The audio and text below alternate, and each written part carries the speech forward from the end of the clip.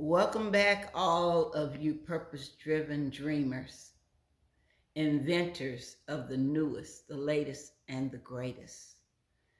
If you're at a place where you're kind of trying to figure things out and you're kind of a little bit stuck in a little bit of area and you just didn't hit a bump in the road, I want you to know that God knows what's best.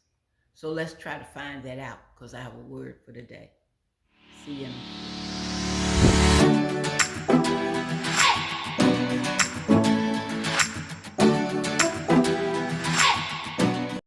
Hey, welcome back.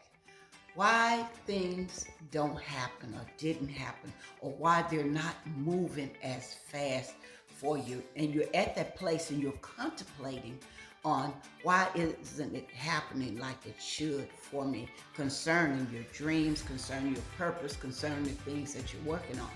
Well, first one is you say that I know I'm trying and I really have my heart set on it. Faith without works, number one, is dead. So there's just a few things that you got to make sure that you are doing what you're supposed to do. Because Paul says, show me your faith without works, and I'll show you my faith by my works. So if you are believing whatever you're believing for, you have the faith to believe. Secondly, that you're starting and stopping. When you start and you stop, you end where you stopped.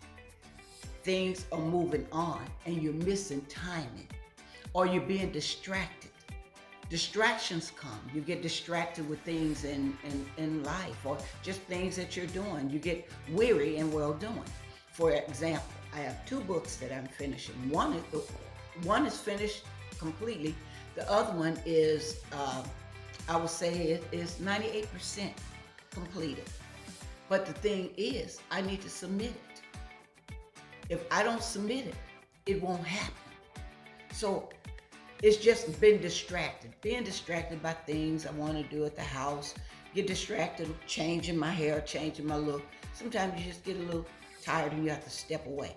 Step away from it for a minute, or definitely get back to it and accomplish it. But don't step away too long and don't be distracted. The other one is you lose sight on what you're doing. You lose sight. You could lose sight by looking at what someone else is doing. You could lose sight of chasing rabbits down a hole. I used to tell one of my spiritual daughters, stop chasing those rabbits. You're chasing rabbits again. You go down the rabbit hole, and guess what? You get to be Alice in Wonderland. You don't know where you are. You don't want to lose sight. The other thing is that wrong connection. You connect to the wrong people. You have to connect to people that match you.